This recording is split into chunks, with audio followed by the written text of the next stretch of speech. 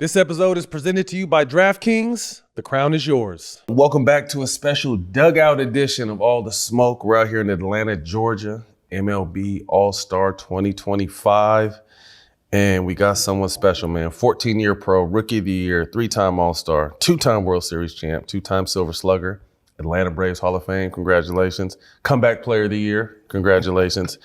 1990 ALCS MVP. Man, a legend in the space. Welcome to the show, David Justice. My man. Man, appreciate you, man. Thank you for coming by.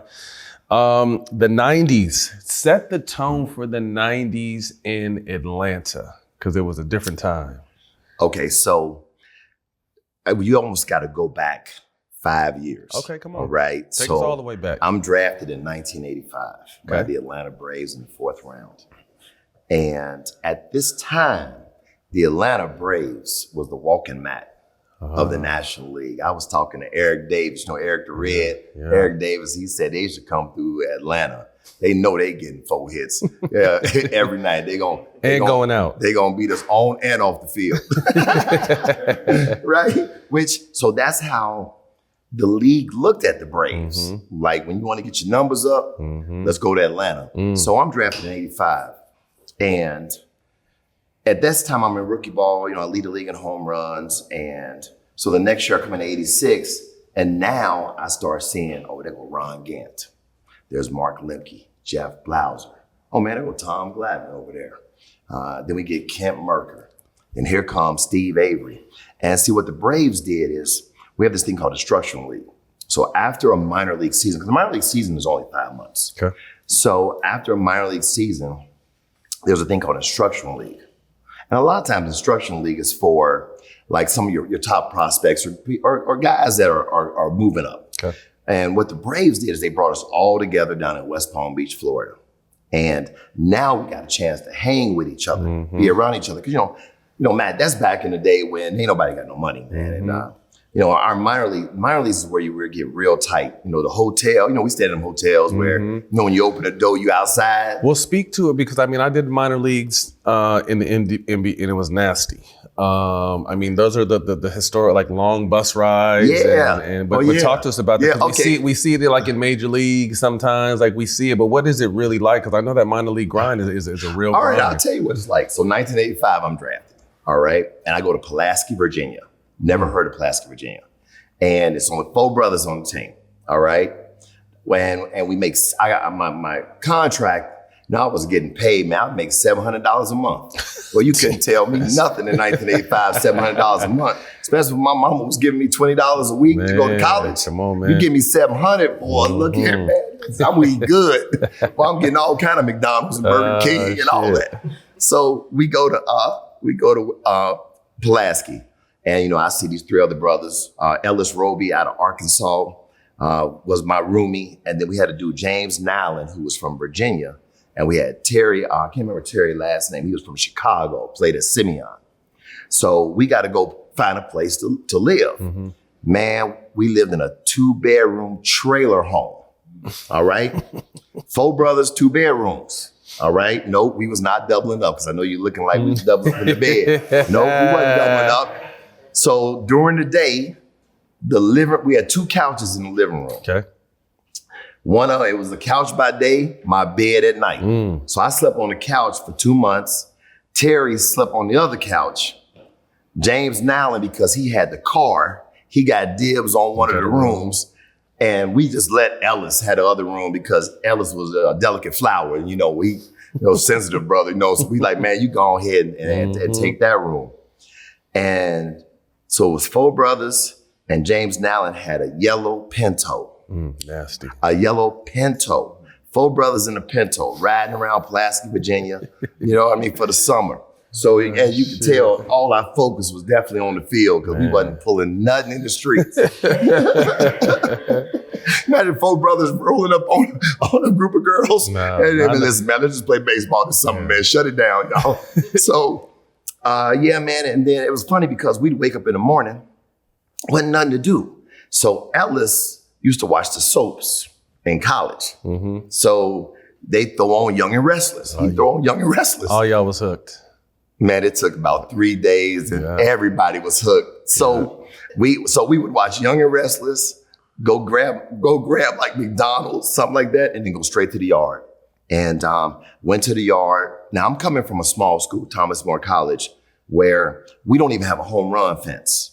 Damn. You know, like I used to hate playing on those fields. Oh man! So you can play as deep as you want. Right. So like you can hit a bomb. You know, you got to run. I got stopped at third a lot because they get the ball back in. So I had a lot of triples when I was in college. But it was a great experience, though. I'm gonna tell you right now because we all got a chance to really, really build a relationship in the minor leagues. I go to A-ball the next year. James Nallen and Terry get released. They don't make it to A-ball. So now it's just me and Ellis. Ellis and I are roommates. We done moved up. I'm making $800 a month now. I got a raise. And we in Sumter, South Carolina. You know, now I got a car. I done brought my Honda Accord. Couldn't tell me nothing about my Honda Accord, man. About 4,000 miles to a gallon. What? 4,000 man, let me tell you something, boy. And Ellis had some little bitty rides, some little bitty car. And, you know, we went over to like they had like a Kroger's or something down there. We went in the back, got us some of them crates, the little blue crates in the back, wrapped up about 5 of them, took them to our apartment. We designed it, set it up, put a sheet on it. That's where we put our TV on top.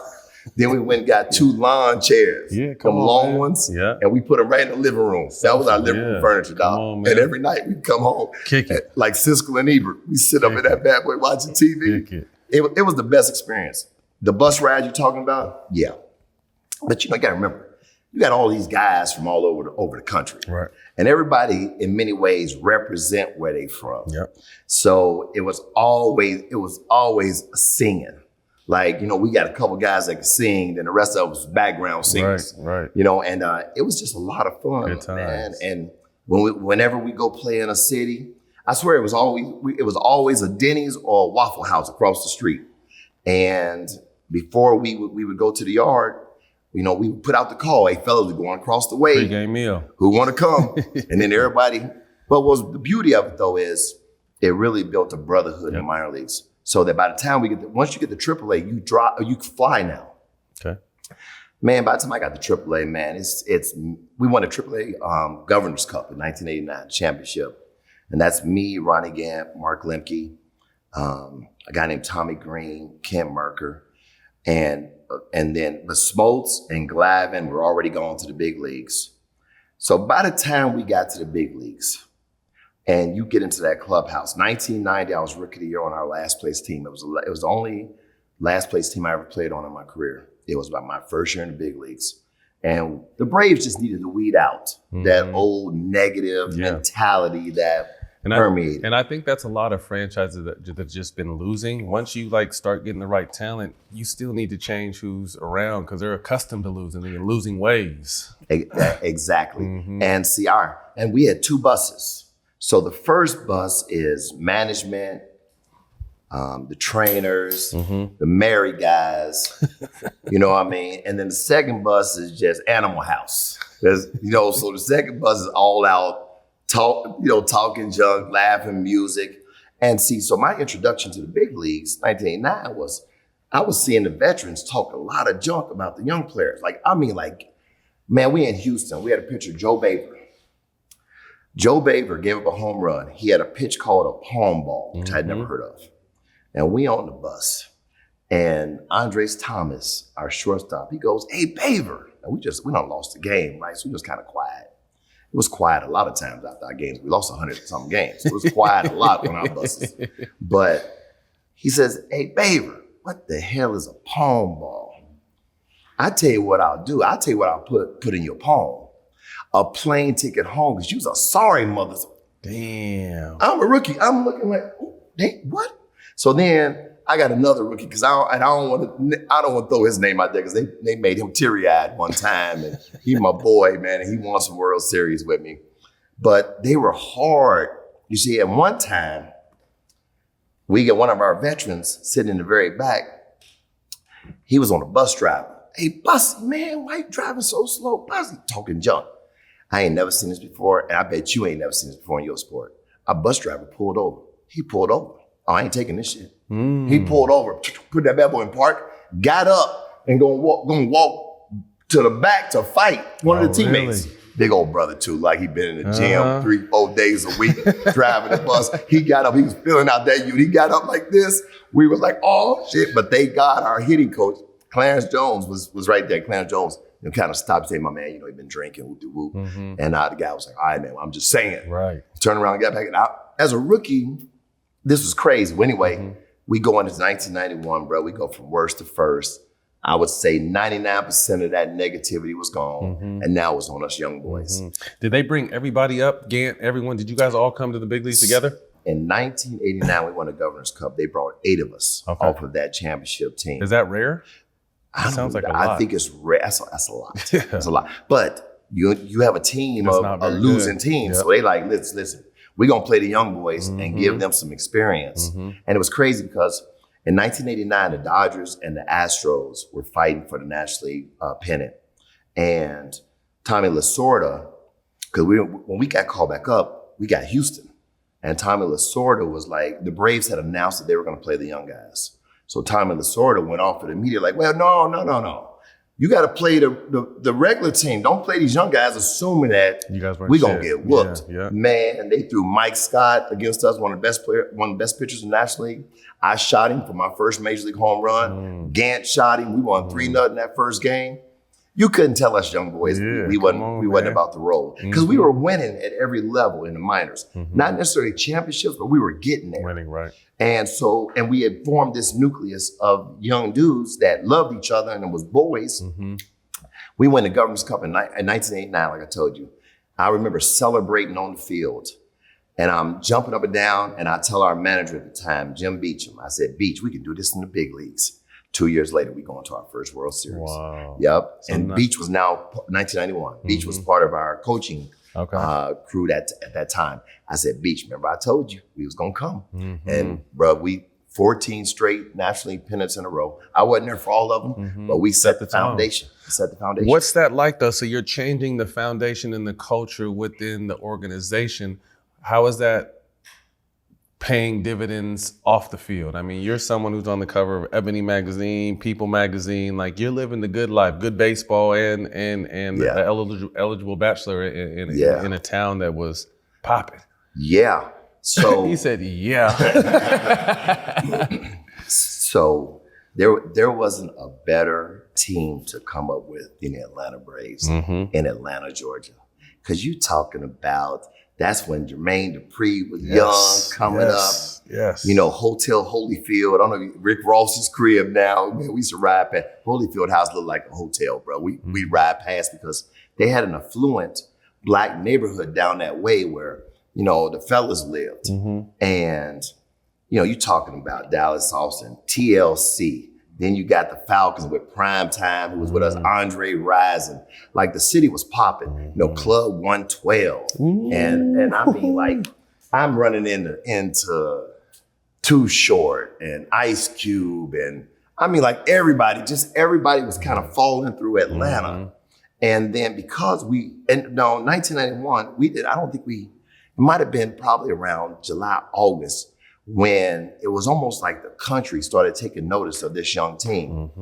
And we had a lot of brothers on that team. So it was literally just nonstop comedy on a daily basis because we called it cap. They call cap now lying. Back when I grew up, capping means joking with each other. So we was always capping on each other, man. Me, Deion, Otis Nixon, Marvin Freeman could have been Dave Chappelle. Oh, he was Dave Chappelle in 1990 and 91. He was my hype man in 1990. He would come in. It was me and Delano DeShields fighting for Rookie of the Year. And he would always come in, hey, Dave, man, hey, boy, Delano had 4 hits today, man. You better come on, right? He was my hype man, man. And then I'm out there me and Delano DeShields.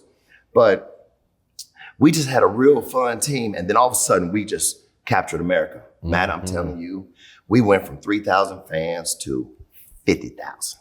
40. I mean, and then when they started them tomahawks, man, bruh, I'm telling you right now. Gives you chills, man. What? I remember watching some games on TBS. Oh, I'm telling you, and them people was committed to loud this. Too, yeah. I mean, they was committed, boy. And then we end up winning our division on the last day of the season. We had the Houston Astros in that last 3-game series. And the Dodgers and the Giants always play the last weekend series. And so it was us and the Dodgers, and they hate each other. San Francisco. Still. So San Francisco, if they ain't going to make it, they're going to do everything they can to keep the Dodgers from making it. And they beat the Dodgers. We beat Houston. And, man, it was on our way to the playoffs. And it was crazy in this city, man. It was crazy. I'm telling you, that first year, just how genuine the love for our team was, and a bunch of these young guys, I think it was unmatched. I can't think of another year where I felt that kind of love. Even the year we won it in 95. Nothing matched that in 1991. Really? So we lost the World Series and had a parade like you won. Like we won. Yeah. I'm telling you, it was crazy. It was crazy. What year did Deion come to the So Prime was with us. Man, I know he was with us in 91. Yeah. I mean, Prime was with us all the way till 94. I think 94 he got traded to Cincinnati. So I'm not sure Prime was with us in 90, my rookie year. He could have been, but definitely 91, he was with us on. Yeah. What was it like playing with him? Obviously, him playing two sports. So were you guys teammates when he tried to play a football game in the day and then come back and play? And he hit well, actually, too. Look, talk to us about that and what kind of shit he was going through, and was, did you guys have any conversations during that time? The Atlanta Journal-Constitution and I.J. Rosenberg, he had it. He would later apologize to me when the Braves inducted me into their Hall of Fame. But our presence would have been even bigger if we had a supportive beat writer writing about our team. And none of the guys liked him because if he could find anything negative, it was always there. Deion is great teammate, just a hard worker, wanted to be a great baseball player. And we were very supportive of Deion. He was our boy. My man playing football and baseball. Right. Like, who does that, right? Other than Bo. At that time, Bo Jackson was doing it. But so when Deion had to go play football, wasn't nobody tripping. Yeah. It was like, all right, because we got Otis Nixon sitting over here in center field at arguably the best center fielder in the game. So when Deion couldn't make it, we were not losing nothing. Right. And then then all of a sudden Deion would show up, right? All of a sudden he would appear, right? And they were like, "Oh, Prime, you back?" The guy was like, "Oh, he back." And then he'd come in, and rejoin the team. And I mean, Deion was just one of the fellas, man. There was no extra hype. Because within our clubhouse, we always kept that outside noise out there. And we were young dudes. It wasn't like we were in there reading the paper every day and then walking around the clubhouse like, man, look what they said about you. Look what they said. No, nobody was doing that. We played 162 games, right? Don't stay out the paper. You have some teammates that stay in the paper. They stressing every day or mad about what was said. I'm like, man, get your head out the paper, bro. Just focus on playing. Back in the day, you think about it, you got papers. What sells? Negativity. How can we find negativity? And then, so you remember that whole Tim McCarver situation. You see where, he was accusing Deion of being selfish and all this kind of stuff. Not one of us, not one player, not one coach ever thought that what Deion was doing was selfish. None of us. He had full support of us. So when it came time for Deion to give my man a celebratory, bath, he was just trying to give him a bath. I mean, he wanted him to be part of the celebration. Yeah. You know what I mean? And I would have been an accessory to the crime. I seen the video. Deion would have been in jail together if it was a crime. And I would just try to help my boy. I was just putting water in there with him. I didn't know he was going to do that, Your Honor. But what's crazy is obviously we live in a social media era now where you guys could have easily took to your phone and cleared your name. But this is an era where what was written in the paper or what was said was the gospel. So a lot of people outside of that clubhouse not knowing the support you guys have for Deion were possibly thinking, damn, maybe he is being selfish. Maybe he's not pouring into this team like he should be. Hey, Matt, think about it, man. Because I used to think about that too.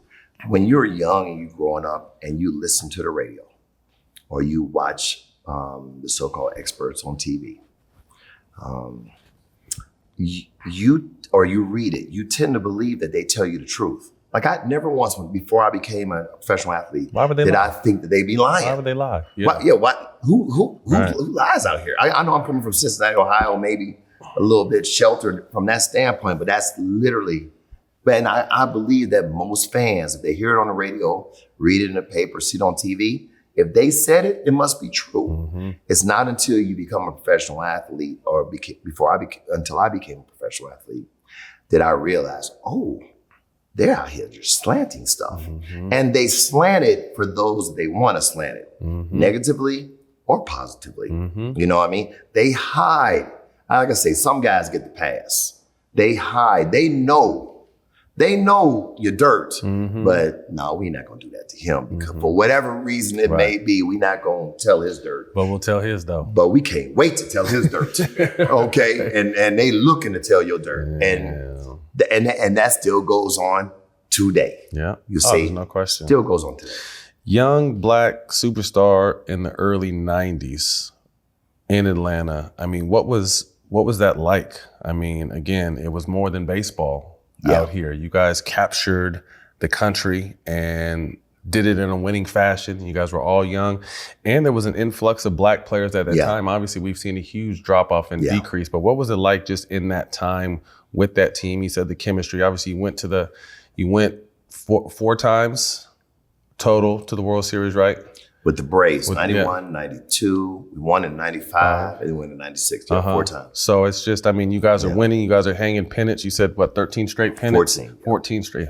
14 straight. Yeah. What? Tell me, like, paint the picture of what life is like these days. Here's what life was like for me.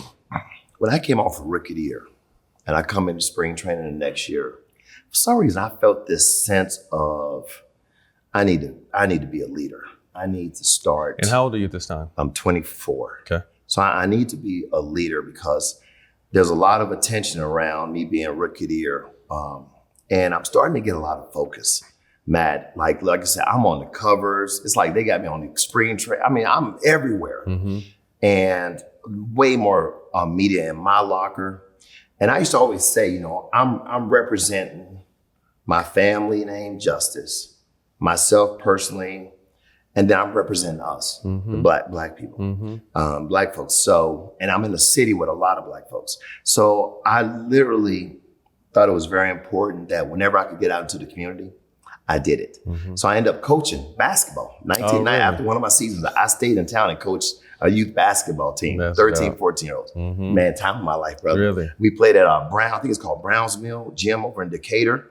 And we packing that stadium. Really? Listen, man, you ain't never seen so many people at a youth basketball game because David Justice was the coach. Come on, man. All mamas, sisters, there's a lot of those. Man. Everybody was in the gym. Yeah. But it was a great time. So I really felt a sense of the importance of getting into the community, being seen.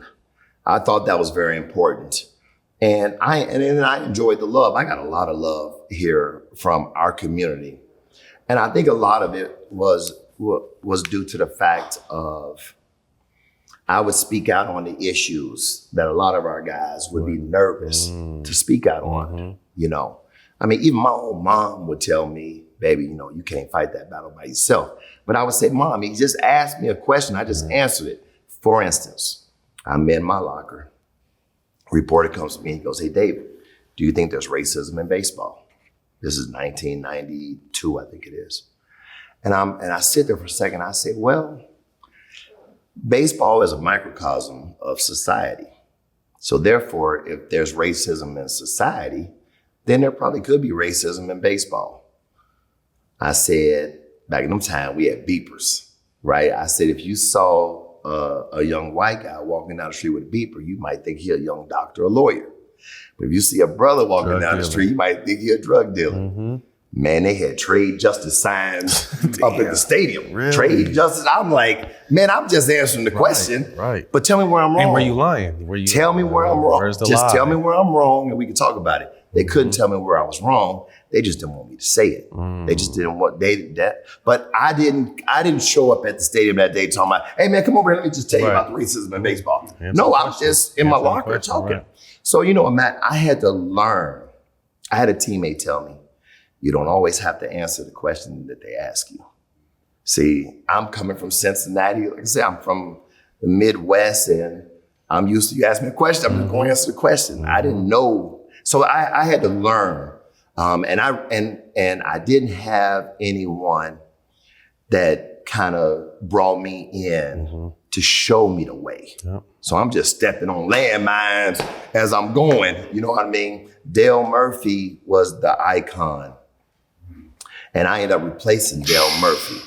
But he was the icon in Atlanta, but Dale Murphy never had one conversation with me. Really? And I'm on the same team. The Braves brought me up to play first base. Okay. Matt, I played outfield my whole minor leagues. The day before I got called up to the big leagues, my manager said, David, you ever play first base? I'm like, yeah, I'm left-handed. I pitched and played first base.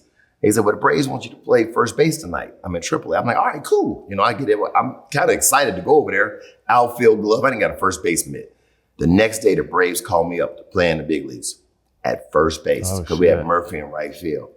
You know, and so Murph never, ever went out of his way to give me any nuggets, no information. Nice guy, man. And the people loved him. And, you know, we actually loved him too as a big brother, but he wasn't the kind of big brother that was taking us aside saying, hey, this is how you come to the big league. So as a result, I really had nobody teaching me the way.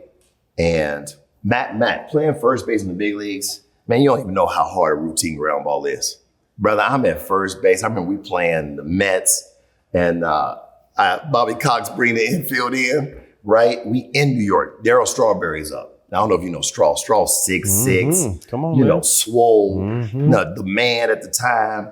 And man, I'm at first base. All I could see is a line drive right at me, boy. And Bobby Cox telling me, this is how I'm moving in.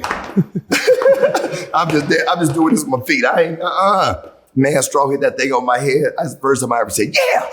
I was so happy he hit it to me, yeah. That thing all back there in the seats. But just coming to the big leagues, man, and in those early years, I didn't quite understand how to deal with the media. And as a result, man, I took a lot of heat my first couple of the years because I was way too honest. Just way too honest. I didn't understand the nuances of how to really, you know, talk to the media. I was just answering the question. Yeah. And then so I got the trade justice signs but you know what though, none of that affected me in the clubhouse because again, our team was never thinking about that stuff. Even the Braves organization, they never came to me and said, hey, Dave, you know, can you tone it down a little bit? No, they was just like, hey man, you know, you one of us, do what you do and keep playing.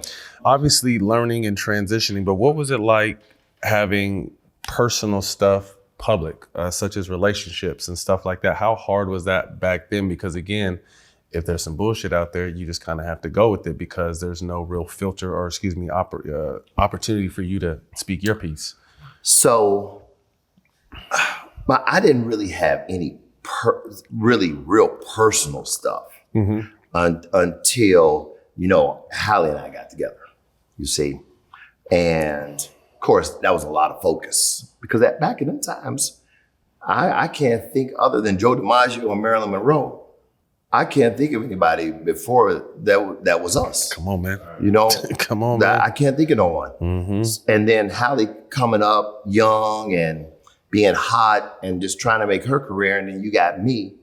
And, you know, it really wasn't a lot of negative attention until I decided to leave her in 1996.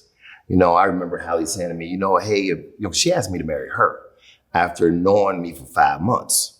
And I mean, I said, okay, but because I couldn't say no. I mean, yeah, who's gonna say no at that time? You know, and I said, okay, but I don't know if my heart was really into it. Right. But I didn't want to make her feel bad and say no, you know, or like I was just in the moment. It caught me off guard. But I was like, cool, we getting along, we vibing. We're only 5 months in, you know, we still in the honeymoon state. And then all of a sudden, that followed up. I met Halle in May of 1992. So you talking about, then we got married January 1st, 1993. Damn.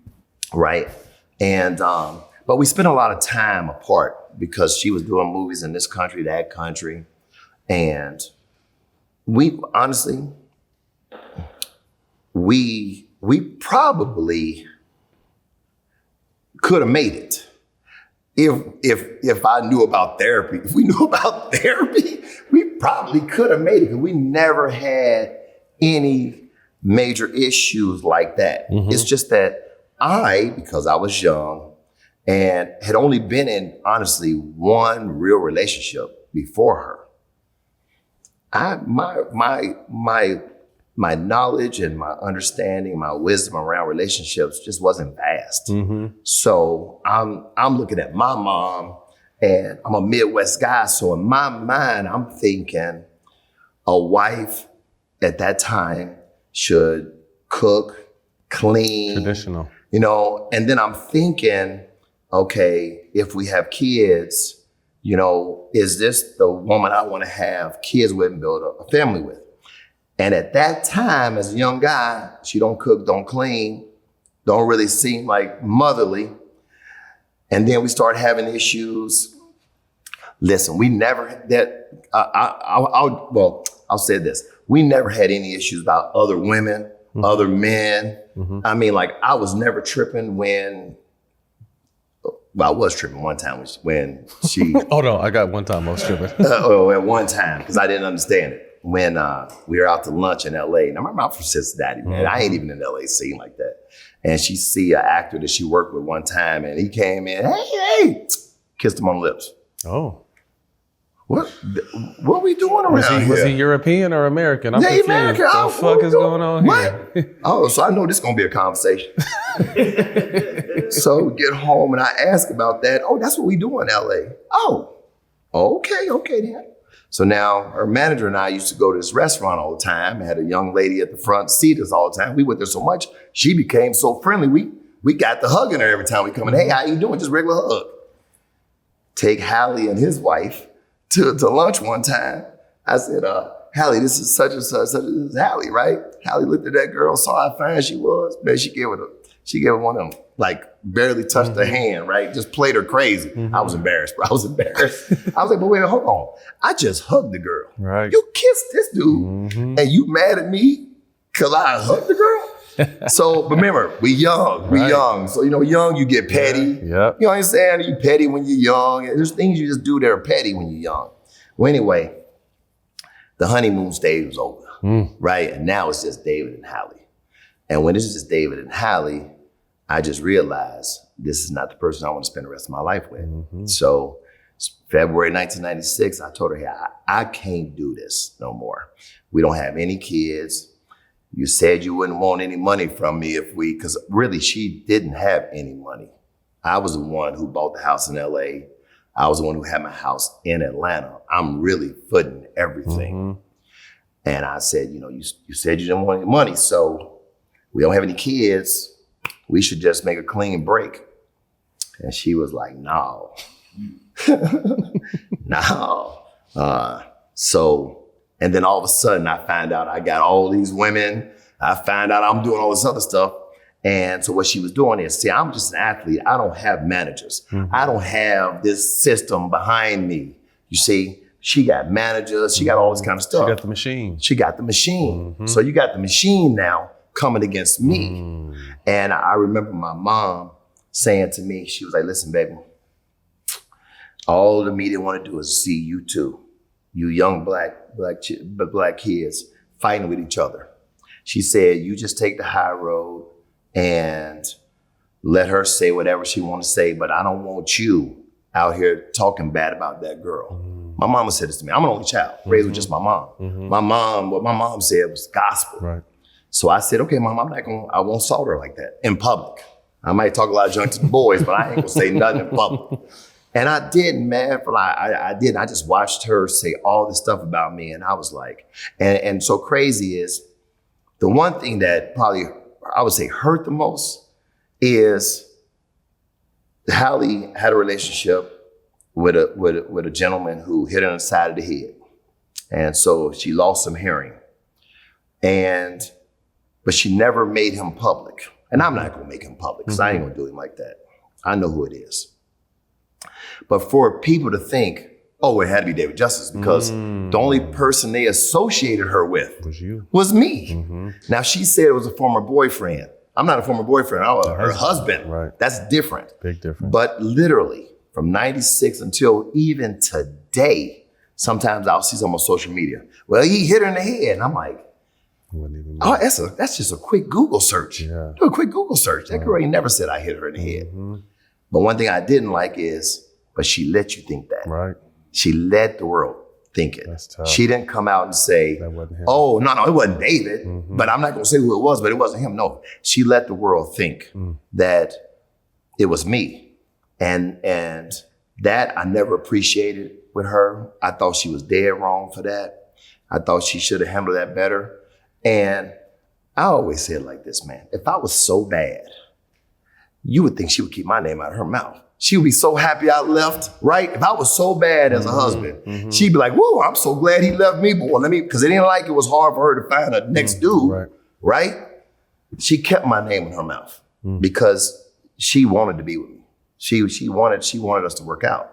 You know what I mean? And I know now that I've gotten a lot older and I look back, I mean, it's been a long time since I look back on that situation, but when I probably like in my 30s and I was more mature and I look back on that situation and I'm like, you know, that girl really did love me, you know, and I can see why she would be so mad at me. Because imagine if you really love somebody and they tell you they want to break up and there ain't nothing you can say to get them back.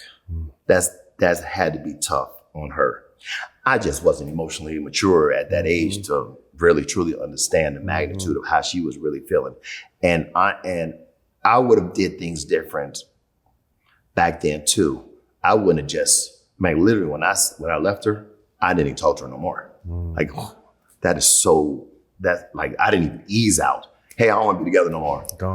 Gone. You see? I mean, I could have massaged that better, Matt. I could have. So back to the point of the focus in the media. Probably the best thing that happened to me is, this was February 96 when I left her. I only played 6 weeks of the season that year. I blew my shoulder out. Okay. So I saved myself a whole year of fans questions and just craziness. burying me. Because I was going to ask too, I mean, obviously people expect us to be superhuman. And when we go through real shit off the field or off the court, there's no excuse in our profession. So I was going to ask you, did it affect your playing at all? But you didn't really. I actually started out great. I started the season great. I wasn't hearing too much junk on the road yet, but I'm sure it would have heated up, you know, and I never, the only time that, listen, it became the thing that people would say to me on the road. They would always say, you know, Halle left you, or they would say real nasty stuff about what they've done with Halle since, you know, she left. You know, people are ignorant in the stands, you know. But one of the best ones, we were playing the Yankees. I'm in Cleveland. This still to this day, man. I love the Yankee fans. You know, I played there, great fans, and they are really good at getting on the opposing team. I'm at the plate, Matt, and the whole stadium is chanting, Halle Berry, boom, boom. They had the organist was on it. Boom, boom, boom, boom, boom, boom. Halle Berry. That's the first time I've been at a plate like, how you get everybody in this stadium to say it. That sounds like Yankee fans, huh? Hey, it was impressive. It was impressive. You know what I mean? And Yankee fans, I know y'all did that to me back then, but y'all know I love y'all. What did you do? What'd you do that game? I got out that at bat. I know that much. I didn't get a hit that at bat. That I do remember. I love it. This episode is brought to you by Rose Sparks. I'm gonna check in with their number one fan, my guy Gino Davis, to see how they've been treating him this summer. So Gino, halfway through the summer, man, how's your Row pack, your Sparks pack been treating you? Well, it's doing its job as it normally does. Are you still the king of the streets? I've been the king, baby. As positive as you're talking about these things and as trustworthy as you are in these things, I might need to try them. It's time, bro. I've been telling you that, man. You don't want to flatline, okay? That's the worst thing you can do, man. Definitely not flatlining, but yeah, I can take your word for it. So since Row, you've never flatlined? No, the flatline days are over, baby. Okay. Green lit. No matter how you want to get frisky this summer, Row Sparks will make sure you're ready. Row Sparks is a 2-in-1 prescription treatment for those guys who need the secret weapon. After Row Sparks dissolve under your tongue, in about 15 minutes, it's time to go. They work faster than the other treatment because they hit the bloodstream faster than those old school pills. No more waiting for a pill to kick in. When the mood is right, you'll be ready. With Row Sparks, guys get more control in bed and more satisfaction for their partners. Row connects guys with a medical provider, 100% online, so you don't have to waste your time in waiting rooms or awkward conversations with in-person providers. If approved, treatment is shipped directly to your door. If prescribed, new sexual health patients get $15 off their first order of Row Sparks on a recurring plan. Connect with the provider at row.co/smoke. That's row.co/smoke to find out if prescription Row is right for you. That's row.co/smoke for $15 off your first order on a recurring plan. Compound drugs are permitted to be prescribed under federal law, but are not FDA approved and do not undergo FDA safety effectiveness or manufacturer review. For safety information, go to row.co/safety info. What up, y'all? I partner with DraftKings, and they've done some stuff you guys gotta check out. The Pick 6 Stat Slice is the new way to give you a better shot at hitting your picks and cashing out with DraftKings Pick 6. Pick 6 slices down one player's stat line to give you an even better shot at hitting your pick. It's the perfect way to try and nail your pick set. There's no opt-in, no catch. It's easy. Just open the app, snag your slice, and lock in. There's a new player every week, but the slice is only hot for a limited time, so don't miss it. Download the DraftKings Pick 6 app today with the new special offer. Remember to use my promo code SMOKE when signing up. DraftKings, the crown is yours.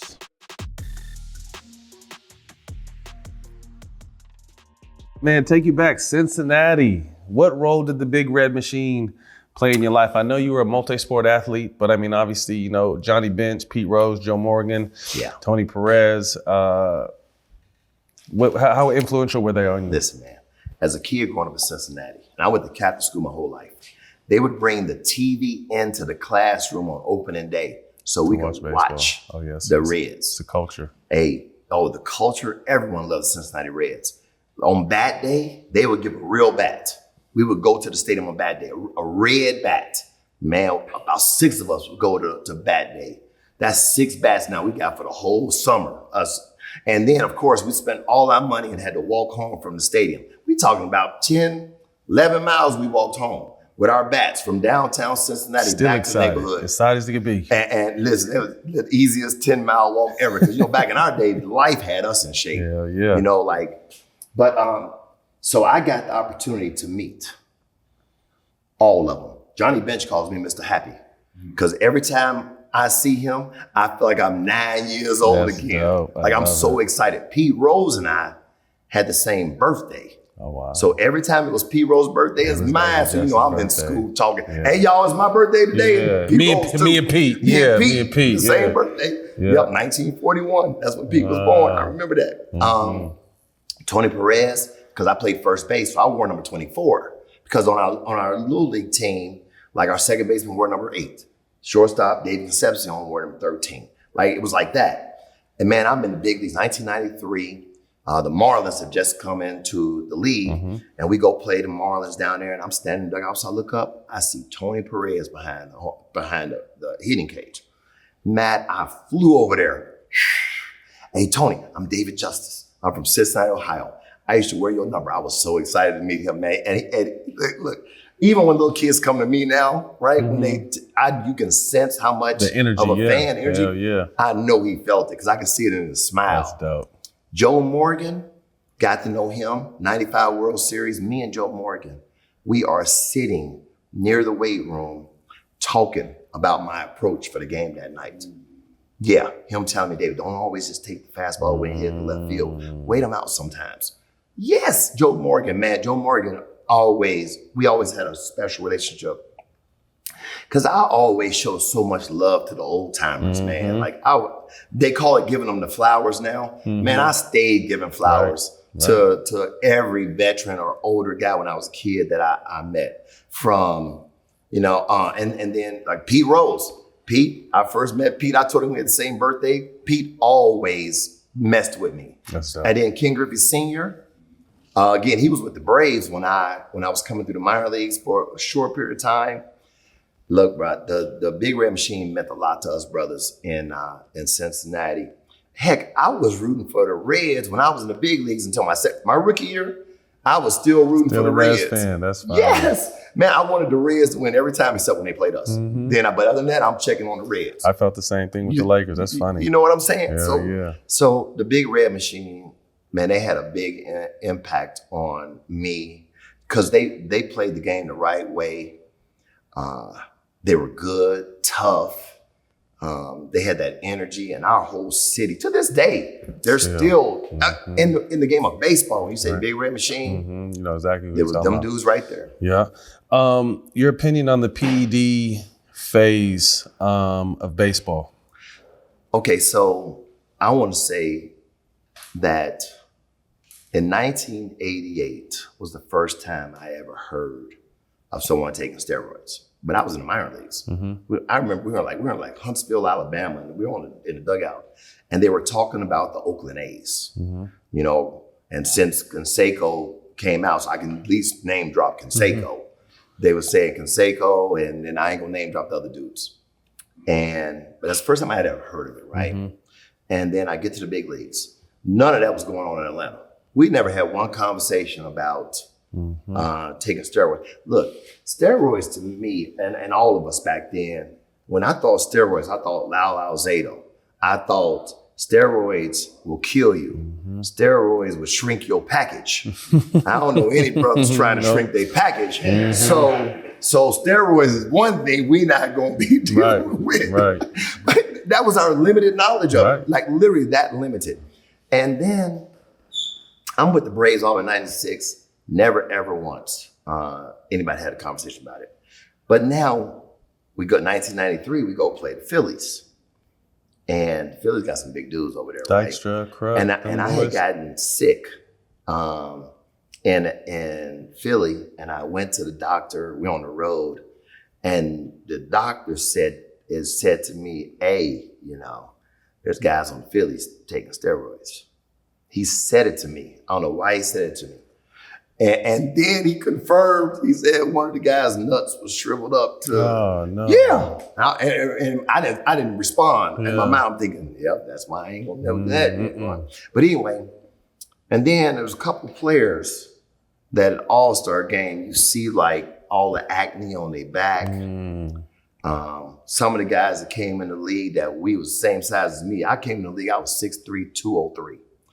And then you see the guys that came with me, and all of a sudden now he's 6'3", 235. You know, we don't have enough time in off season to put on that kind of. It's a hell of off season, man. We don't have enough time to do that. But here's the way we looked at it in those early '90s. Because we used to have football players come out and take batting practice. The Falcons would come out and take batting practice. They can't hit the ball at the infield. If they even make contact, they got too many muscles. Right? Them dudes swole. So our limited mindset of it was, man, you can take whatever you want to take. It ain't gonna help you hit the ball. It's not the hand-eye. It's not gonna help you hit it. So all you're doing is messing around with your life, the longevity of your life. But it was never really a big topic. '97, when I go to Cleveland, nope, never a topic. It wasn't until I went to the Yankees in 2000 when McNamee, who was claiming to be Dr. McNamee. He was the first guy that, you know, I'm there a week. And he come in, hey, DJ, what you taking? Man, I thought this dude was talking about some vitamins, dog. What you taking? I'm like, what you mean? He said, what you got? Because at that time, my wrist was hurting. I had hurt my wrist. And I was playing with a sports hernia. I ended up having a hernia surgery of the season, 2000 after we won the World Series. And he said, well, if you take this HGH, it'll help you. He said, doctors prescribe it. It'll help you with your injuries. And I asked him, is it steroids? He goes, no, it's HGH, a human growth hormone. So I'm like, all right, cool. I'm going to put it in my locker then. Puts it in my locker. I go to my locker. I look, it's needles. Oh no, dog. My mama had to hold my hand when I got shot to the doctor. You want me to shoot myself? Man, I can't do this, bro. So I'm telling you, if it was in a vitamin pill like that, man, I'd have been okay. I'd have been taking them because I thought it was okay. This is the New York Yankees. Right. This is the New York Yankees. You know, you figure they hire nothing but the best. I mean, that was my mentality. And here is Dr. McNamee telling me that this is okay. So I'm like, all right then. But I'm telling you, if it had been a pill form, I'd have been taking it. I would have been. But the teams I played on, it just wasn't prevalent to the levels that Canseco, Jose says it was 50% of the guys, 60%, 70%. That's what Jose said. I wasn't around them dudes. That it must, I wasn't around nobody talking about it like that. So maybe it could have been a lot of guys, but they weren't on Front Street with it. They wasn't saying nothing about it. Obviously, you can't speak for others, but what was your stance about, obviously you guys knowing it was happening and you probably knew some of the guys that were doing it. What was your stance with that as far as, okay, hey, we know so-and-so's doing it? No, the stance was, it ain't gonna help you be a better hitter. Right. Literally, it was literally just that simple. Take what you want. It ain't gonna help you be a better hitter. So you don't see, so is it fair to say like, you don't have any anything? Would you wouldn't be someone that said like, well, guys that did that shouldn't be in the Hall of Fame? Like that was that ever your point of view? So the reason that is a tough one because HGH and steroids is different. Yep. Now here's what I think about HGH. The thing with HGH is your recovery. Yes. Which is important in your sport. Which is huge in my sport. So let's say you play 162 games. Let's say you play 100 games at your A game, where I'm saying you feeling good, energy, your energy level is great. Say you play 100 games, but if HGH can allow you to play 130 games, it's big at your highest level. That's big. That's big. And now it would be considered an advantage. Right? But then we had greenies were part of our game too.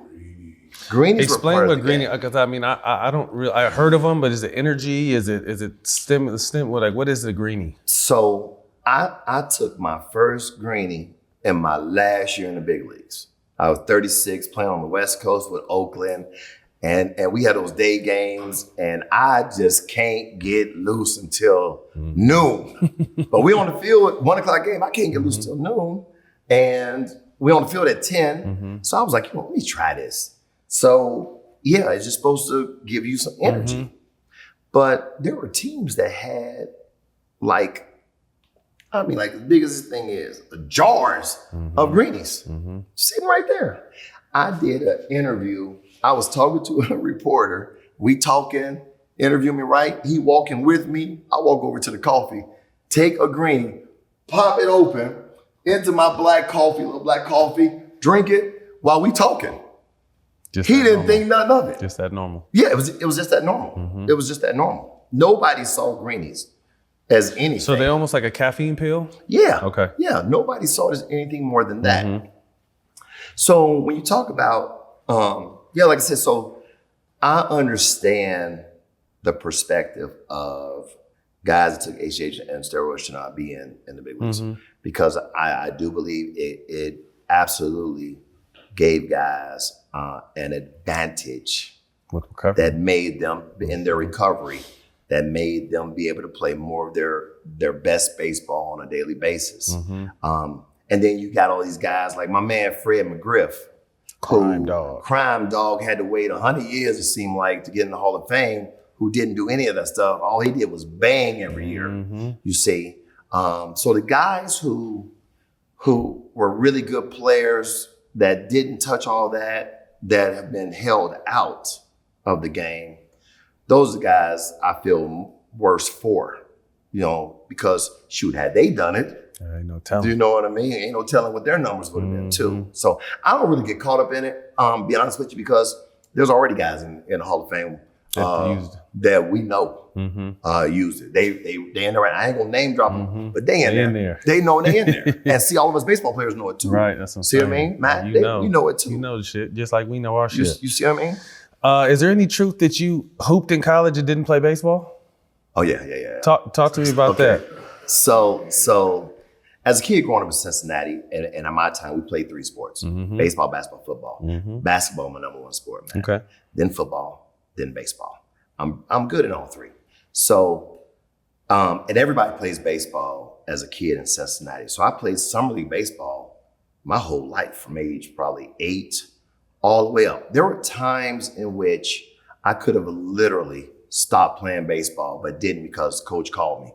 Because you had to come pick me up. Because I'm raised with just my mom, and we don't have a car. So if you want me to play for you, you got to come get me, right? Which coaches did.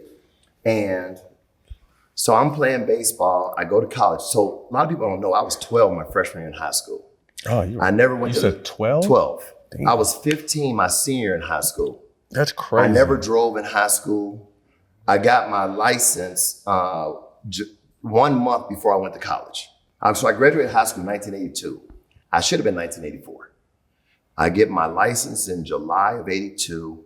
I go to college August of 82. So, and I'm 15 years old. I go to Covington Latin High School on scholarship. My school is 99% white.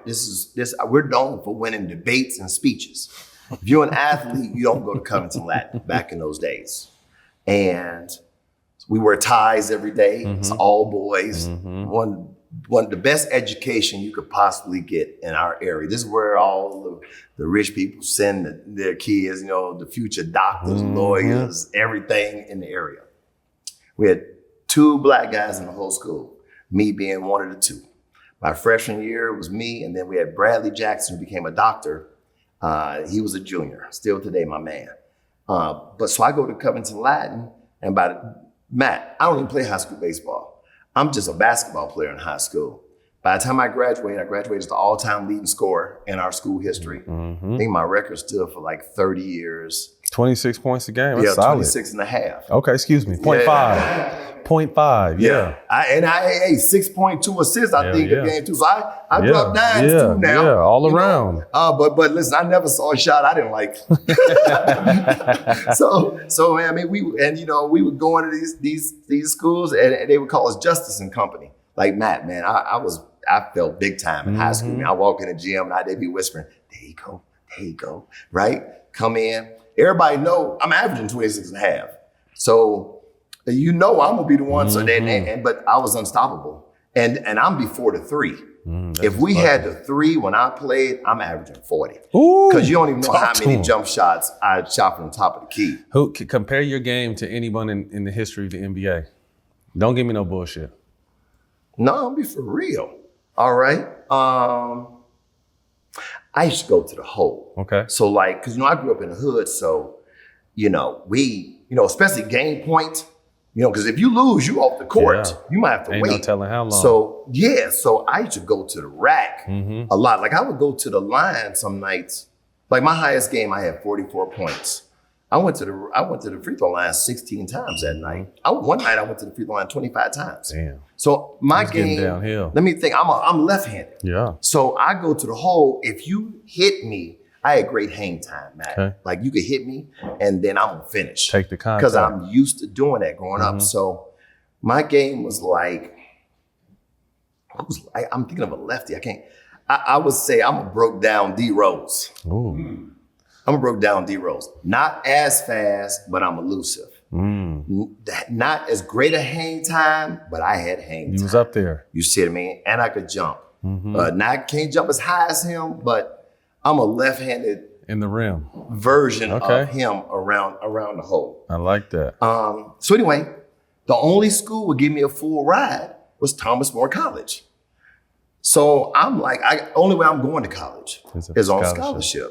So Thomas More comes in and says, we'll give you a full ride. I'm on my way to Thomas More, Crestview Hills, Kentucky. For basketball? Basketball, only. I go to Thomas More. I redshirt my first year because I'm only 16 years old, right? I come out my second year, and first day of conditioning, school just started. So first day of conditioning, I think one of our seniors was like, hey, we're going to start doing this running, get in shape. Man, we run, they point to a mountain. Man, I come in last place, holding my side. It's hot and humid. And I look over the hill and the baseball team was practicing.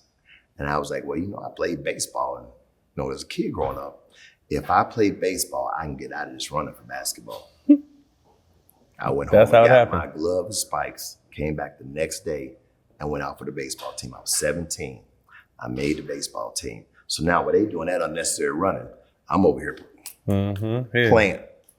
So now I got to play spring baseball. No. So I play fall baseball and then segue right into basketball. But now I don't miss no games. We go right, but now we're in the gym practicing. So I can run all day in the gym, but don't ask me to run cross country, bro. I can't do that. Ain't you. So now I play basketball and then I got to play spring baseball. And I'm doing well in college, but I'm in a small school, man. Our school is so small. We only had like 2 guys on the team, I think, getting scholarships. Everybody else was walk-ons. But for some reason, we just happened to have a good team when I was there.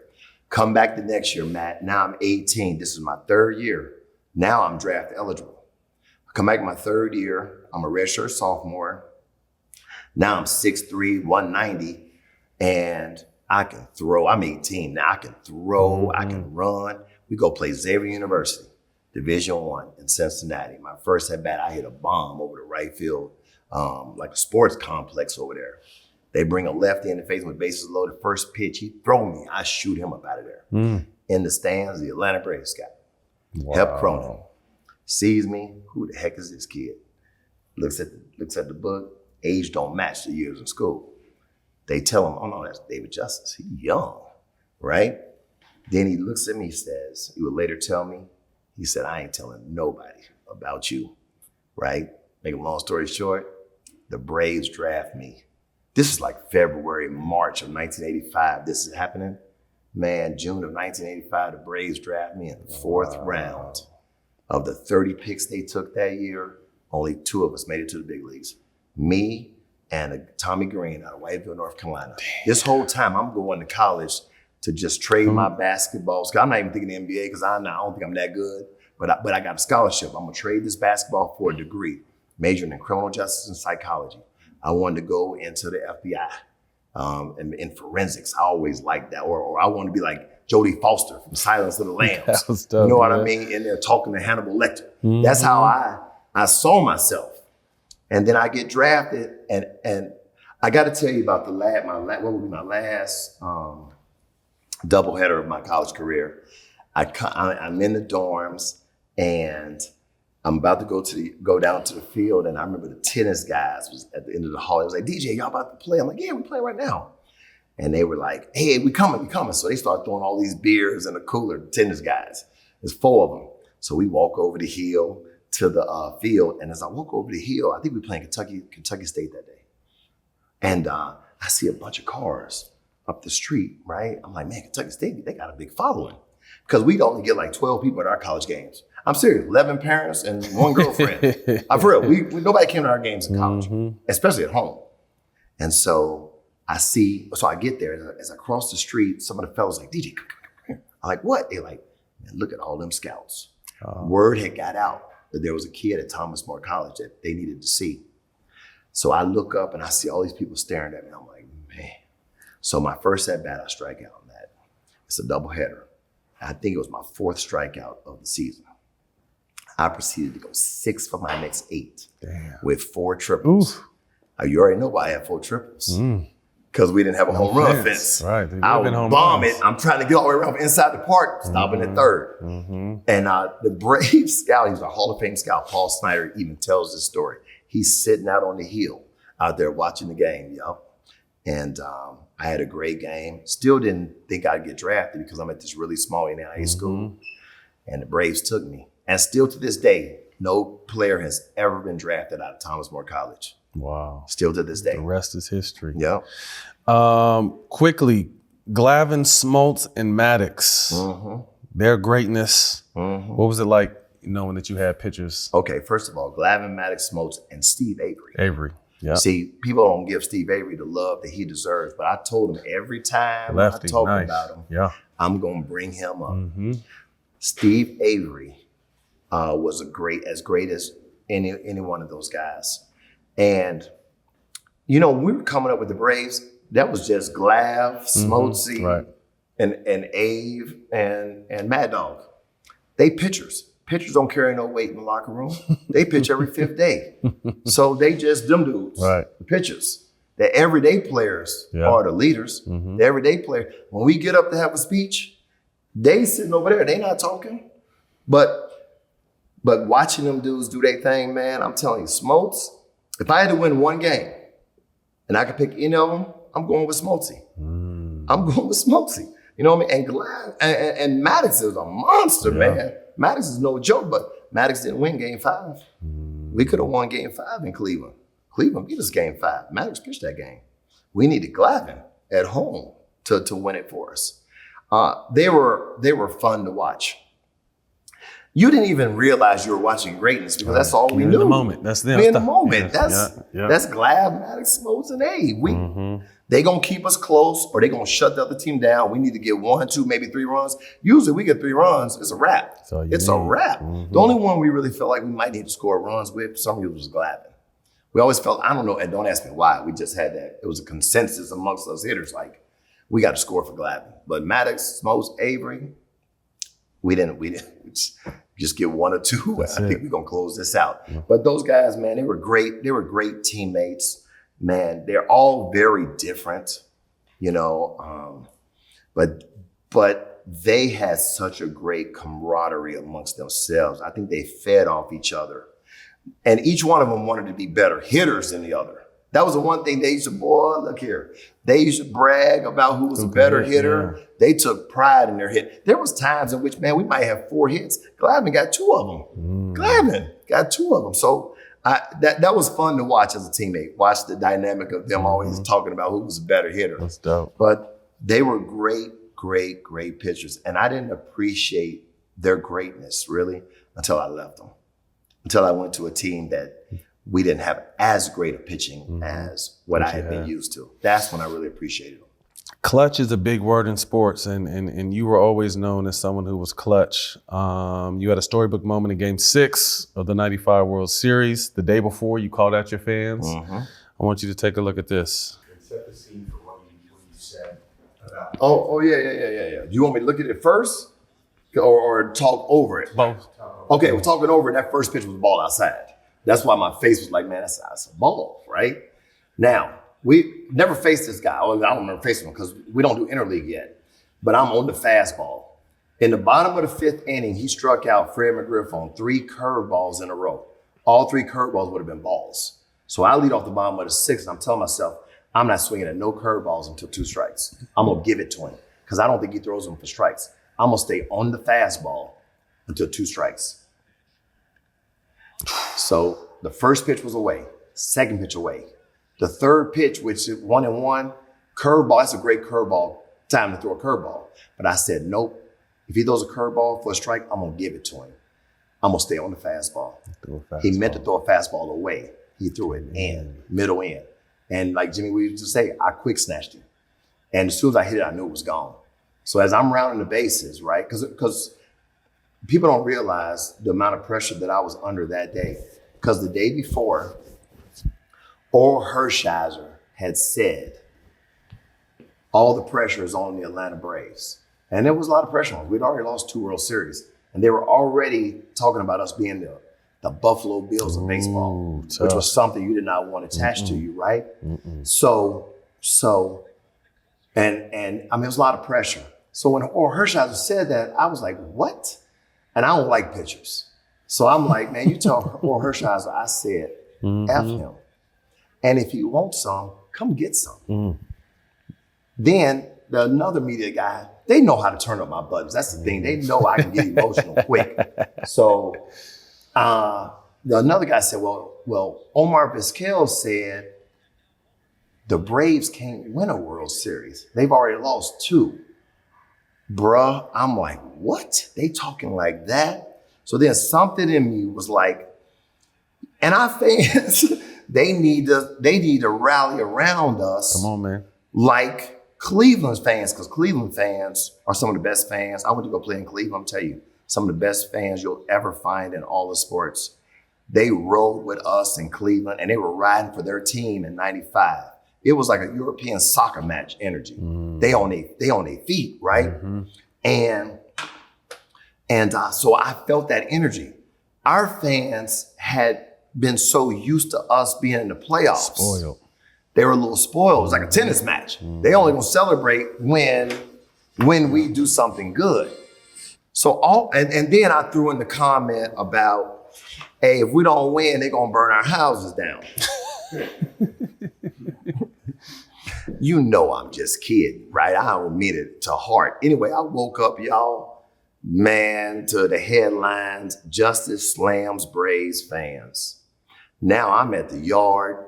We come out before the game to get loose. They boo me when I come out the dugout. When they announced the lineup, boos again. I'm at home. Game 6, and we got, the pressure was unbelievable. But as I walk up, my first at bat in on deck circle, I'm like on one knee, right? And I'm like, God, you have put me in a lot of tough positions, and you have always brought me out of them. Please bring me out of this one. That's literally what I said. Now batting, 23, right fielder, David Justice. As I get up to walk to the plate, I hear the boos, but I also hear the some cheers. And I'm like, I'm gonna play for them people right there. Yeah. I just had this moment with my boy Ryan Cameron, who's huge in town, B103 legend. I think Hot 90, whatever he was at back then. But he had a sign.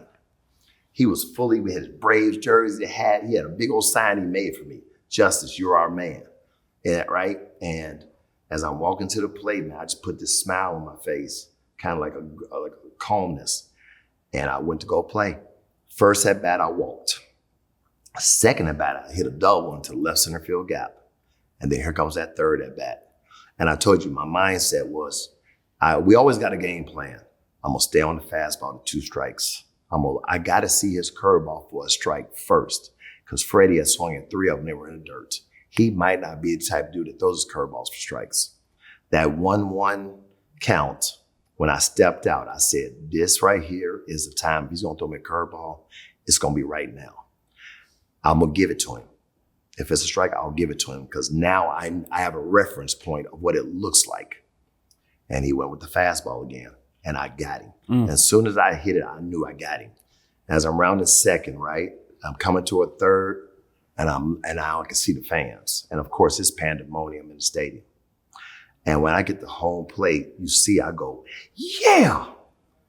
And I will tell you, in my head, if you had them little subtitles with them cartoons, they got what you thinking? Little bubbles. I was like, yeah. All of y'all fuckers, yeah. That's literally how I felt. The ones that were born before, not the ones that was clapping. That's how my energy was. And then I thought, okay, we're about to blow them out now. Because, you know what I mean, we done got to run. We gonna loosen up. Man, it's the top of the 9th inning, and I'm sitting in right field. The score is 1-0. I'm back to praying. God, don't do it like this. God, don't. Come on, God, please don't. We got to get this one. Kenny Lofton leading off, fastest dude in the American League. If he get on first base, he gonna be on third base in a couple pitches. Yeah. They gonna tie it up. That's all I'm thinking.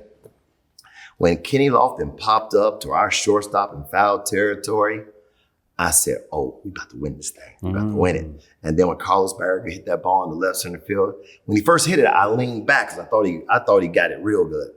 And then I saw Marquise Grissom make the turn and caught it. We had it. Man, let me tell you something. Finally, if people that have won World Series or NBA championships, whatever, that feeling of being the last team standing, because you know what you go through from the beginning to the end, the ups and downs of the season, the injuries, the negativity around the team, all of that.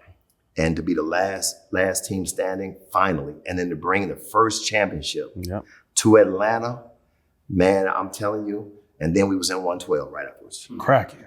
Swear to God, that's where we celebrated. We celebrated 112. We didn't go to Buckhead. You couldn't even walk in Buckhead.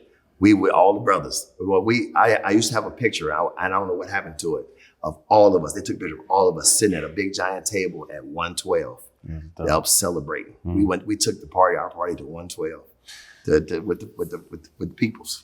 So 95 champs, you get back there one more time the following year, and you guys lose to the Yankees. You're traded, but you also get comeback player of the year in 97. You're actually playing with Kenny Lofton.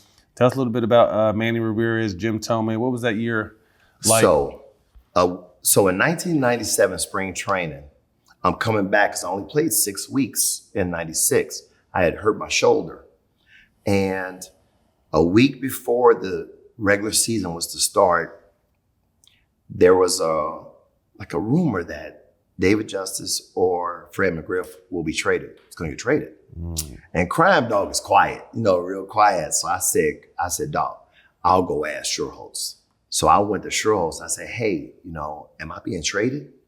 And he looked me in my face and he said, David, I bet my house and my family that you won't be traded. I came out in the clubhouse. I was like, hey, fellas, I'm here. I'm kind of looking at Freddie. I'm here, right? Man, a week later, I walk in, and I remember Ned Yost met me in the locker room. He said, hey, David, Bobby wants to see you. Bobby never wants to see me, because I don't miss curfew. I don't do nothing like that. I'm always on time. So my Bobby wants to see me. And when I walk in, I see Clarence Jones, our hitting coach. I see Bobby. I see Schuerholz. And then Schuerholz goes, hey, David, remember a week ago when I told you? And I stopped him. I said, where am I going?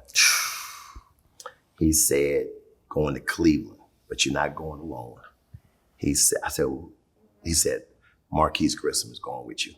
And immediately I went from feeling how I felt to Marquise, because Marquise is from Atlanta, born and raised here. Tough. 16 brothers and sisters, something like that. And all I thought was, oh man, y'all sending my boy Marquise too. But Marquise was my best friend on the team. That was my man. So at least I'm going with my the dog. boy. Yeah. So traded for Kenny Loft. and I was traded for Allen Embry. Marquise was traded for Kenny Lofton, 2 all-star center fielders. So Marquise waits, we get 3 days to report. I went the next day. I went into the locker room and it was filtering around that I had been traded. Guys were coming up to me. They can't believe it. They can't believe it. They hugged me and I started almost getting teary-eyed, man. So, because I only wanted to ever play for the Braves. Yep. That was it. So I get out of the locker room and I'm out. I go join Cleveland the next day. And I tell this funny story. Oh, by the way, Schuerholz's family and house. He got a nice house, and his family now lives with me. He put it all on there, right? But I show up to the game, and I think the first inning we're up like 5-0, like 5-0. First inning, I'm like, oh man, we can hit. Man, top of the second, it's 5-5. The game took 3 hours. I called Marquise after the game. I said, Marquise, we're going to have to get in shape in the American League because I'm used to playing 2-hour games with our pitching staff. And I go to Cleveland and I never realized how great a city, how great a fan base Cleveland had, man. I didn't realize it. So Marquise and I go to Cleveland. I have one of my best years. I finished 3rd in the league in hitting, Matt.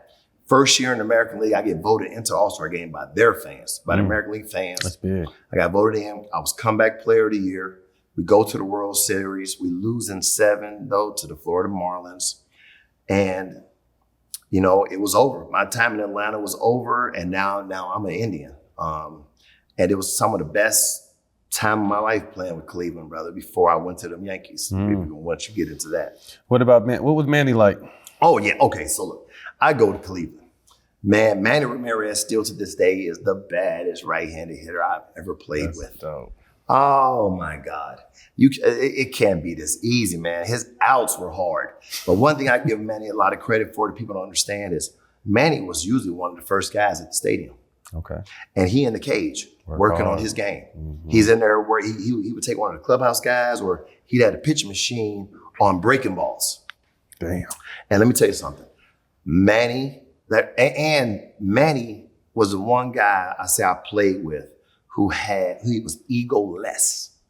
I've never seen a guy literally no ego. Like we're on the plane one time and Manny's sitting across from me. And I mean, God, I just love watching Manny hit. I go, Manny, were you good in high school? He called me Davey. I said, Manny, you were good in high school? He goes, Davey, I was all right. So I'm thinking, it's late bloomer then, right? Manny was player of the year in New York. Not only that, we got his baseball card. Look at his high school numbers. Man, he had Nintendo numbers, man, like 17 home runs. Man, he had crazy numbers. But when you asked him, was he good? Most dudes, like when you ask about basketball, I was ready to talk some junk, right? Yeah. Most dudes, when you ask them what they good, they're like, oh, what? They'll take. Man, Manny was like, nah, just all right. But Manny, man, I seen Manny. We had a game one time. We played in Toronto. Pat Hinkin was one of Toronto's best pitchers. He threw Manny fastball up here under his chin. I mean, Manny was deep on his back. Helmet might have fell off, right? The next pitch, he flipped Manny a curveball. Manny hit that thing straight away center field off the facing of the press box. I'm boom! It was coming back toward the infield. That's already hit it because it's after. Of course, our whole dugout erupted talking junk, but Manny did miraculous things. Oh, we had a home run hitting contest for service, call it for service. So like, if I win, you lose, Matt. You know, I want my peanut butter and jelly sandwich. Got to do something. Drink in my locker, right? So my group was me, Jim Thome, and Manny. So I'm left-handed. Jim Thome's left-handed. Manny's right-handed. So of course I'm up. I'm hitting mine to right field.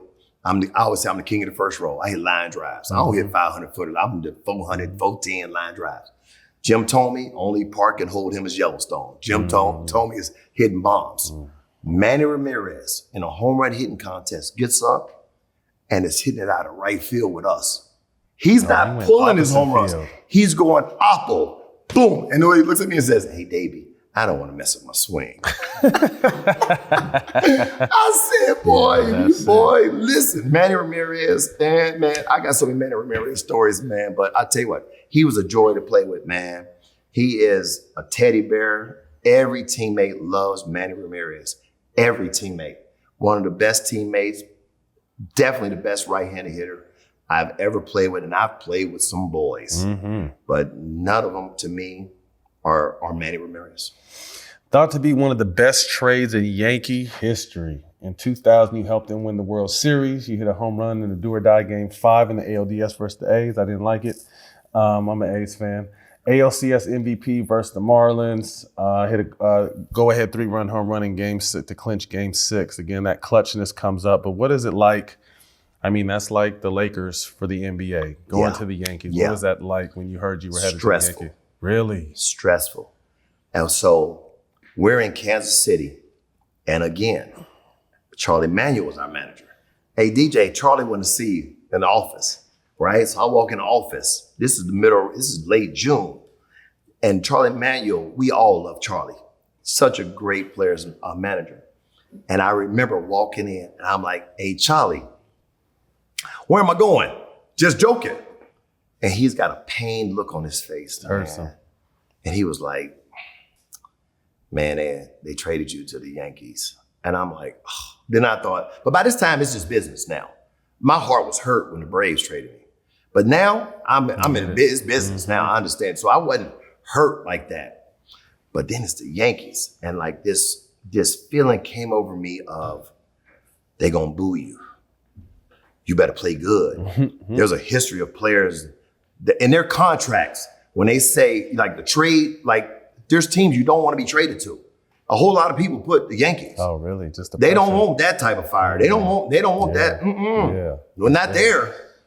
So when I get traded, I remember my wife, Rebecca, I had to call. We weren't even married yet.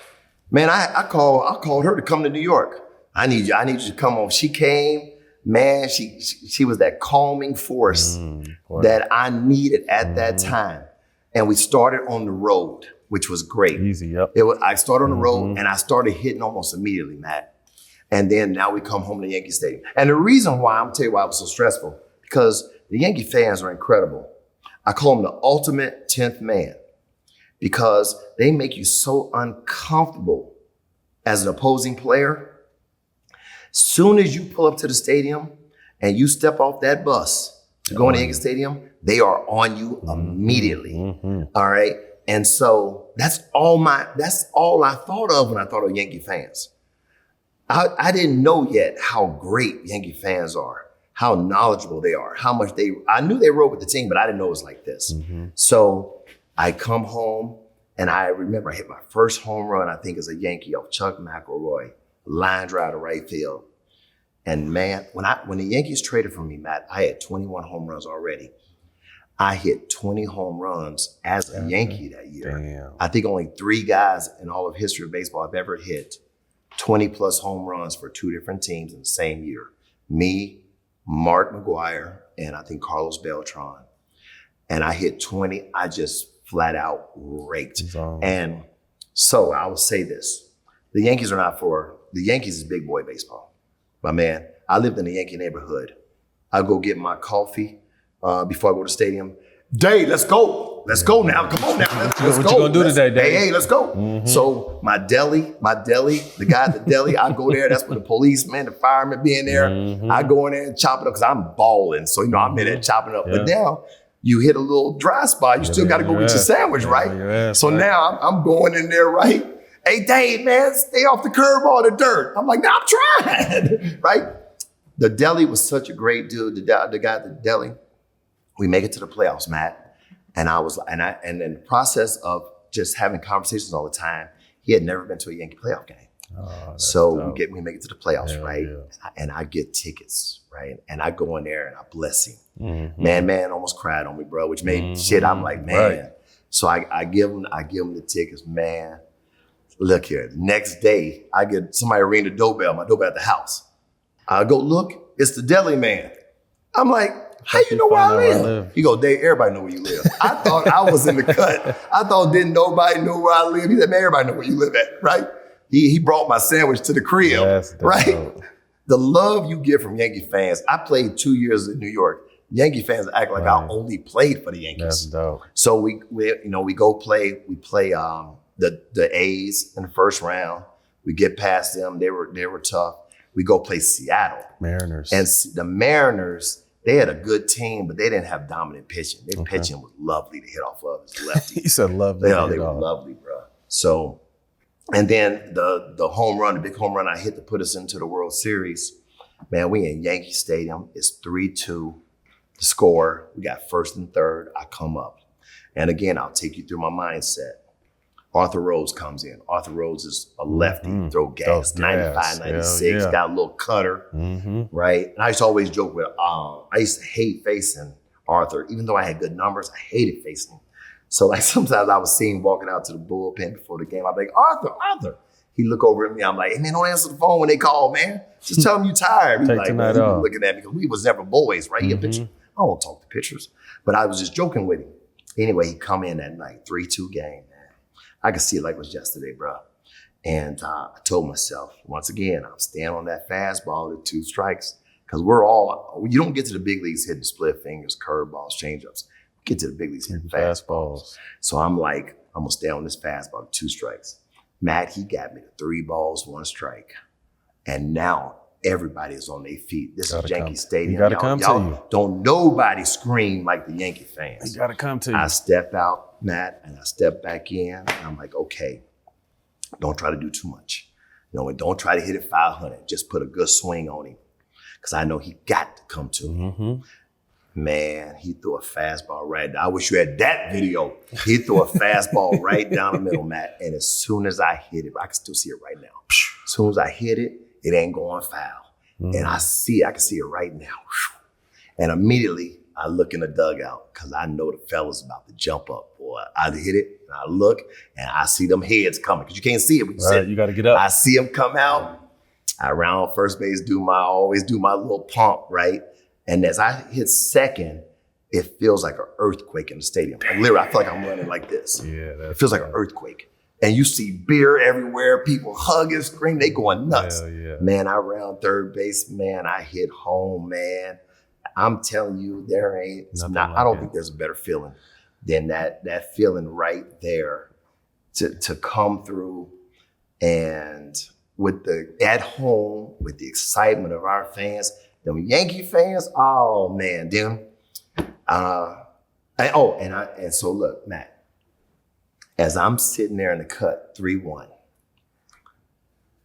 around all this pandemonium, you know what was in my mind? I literally was on a pond, okay, with the moonlight right there. I can still see it now, casting a shadow on the water. And I'm in a boat, and I'm in one of those 10 boats, them old 10 boats. I got a line in the water, okay?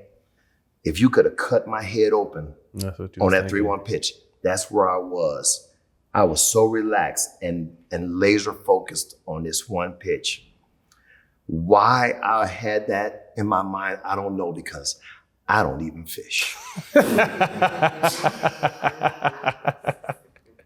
Oh shit. He said, I've been fishing one time with Prime Time. It was the most boring shit ever. And I never went fishing ever again. He said, Prime Time had me out there. Hey man, you can keep this shit, man. I'm going to the golf course. Yeah. I don't even fish. He said, I don't even fish. And then, right. And so now we go into the World Series against the Mets. Bruh, we had played the Mets earlier. It's the Subway Series. You know, New York is on fire. I thought we was going to sweep them. I thought that I've never been that comfortable in my life against a team because they had nothing for us. I felt like I get a big hit in game one, a 2-run double to put us up off Al Leiter, who had got me in the 1997 World Series, the Marlins. Okay. He caught me. I sold out on a 3-2 fastball, and he threw me a 3-2 cutter that I literally wanted to call timeout halfway, but it was halfway. So I remembered. So Matt, I remembered from the World Series in '97 that's what he likes to throw in tough situations. Sat on it. So I sat on it. He had me like 1-1 or 2-1. He threw it, and I shot him in left center field, a 2-run double in game one of that Mets series. We ended up winning game one. We won game two. Lost game three, won game 4 and 5. We won four games. We beat them 4 out of 5. And here I am again, winning another World Series. With all due respect, you know, obviously winning one with Atlanta was very important. It was the first, but winning one with the Yankees is something different. That's precious. That's rare air up there. What was that like? I don't think you can win on a bigger stage. I mean, I see the ring right here. It's still blind to me. I don't think you can win on a bigger stage than in New York. I really don't.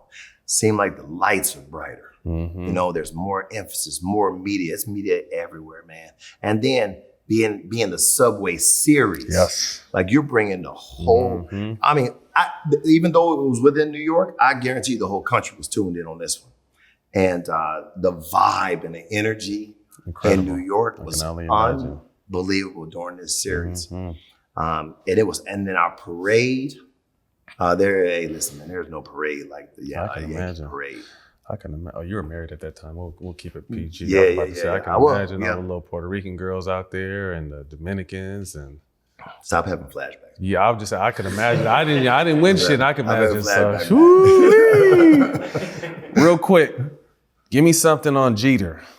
Okay, so G to me is as solid of a dude and a teammate I think you'll ever find. When they say well-raised, man, his mama and daddy did a great job with him. Jeet was young, man. I'm like 8 years older than Jeet. Shoot, I was 34 when Jeet was like 26. So he wasn't the captain yet. He was just one of the young fellas, you know what I mean, that was on the team. And what I love about Jeet, man, is Jeet plays every day. He coming to play every day. You know, unless something's broken, he playing. And his funniest line with me is I was like, Jeet, what he got? Nothing. Everybody, nothing. And you know, we always have nicknames. On every team, there's always a nickname. With the Braves, I'm Big Red, right? With the Yankees, you know, me and G, even when I text him now, I start out with Sister Girl. Hey, Sister Girl, right? I don't know why we do that. And then he's Yeet. He's Jeet or Yeet, you know what I mean? Sato, Posada, man, I had a great time hanging with. It would always be me, Jeter, Posada, and Tino Martinez. And I call him Constantino. Constantino. But Jeter, to me, if you want to build a baseball player who has the ability to handle everything on and off the field, you would build Derek Jeter. Oh. I mean, that's my little brother, man, forever. But the guy, he's well raised, man. He tough, hard nosed. Look here, man. If I gotta win a game, I got one game. Manny's in my lineup, and Jeter's my leadoff hitter for sure. Because I know he and clutch. I mean, he's got this slump proof inside. I don't know what he be doing. The ball could be on his hands, but he just and throw it in the right field. He's just great. I mean, he's solid defensively, but he's got that dog in him, man. He's got that dog. He's got that winning mentality. And you could see it when he was young. Yeah. He played like it, man. played with a lot of energy, and I was so glad to see how his career turned out, man. He became the captain, and then just what he became, and just what he is now, man. I love that dude. He won on and off the field. Yep, for sure. For sure.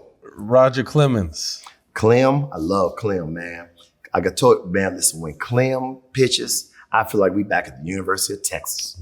Clem is one of them rah-rah dudes. Boy, he come down there, he got that lather going, he's sweating already. Let's go, boys. And I'm a rah-rah dude too. Now I can still see Clem the other end of the dugout because pitchers come out down there. I'm on this end, about to run out, and I'm like, yeah, let's go, right? And we hitting that field ready. And we had a squad too. I had some of my best games with Clemens pitching because the energy that he brings to the game and to the team, you can't help but raise your level because Clem is a dog, man. Oh. One of the GOATs, Mariano Rivera. Man, Mariano could have been a position player. Really? Man, Mariano's an athlete. That dude's an athlete. We'd be nervous, man, because he's in the outfield before the game, running, catching fly balls. Man, Mariano, Like, sit down, man. Sit your ass down, bro. What you doing?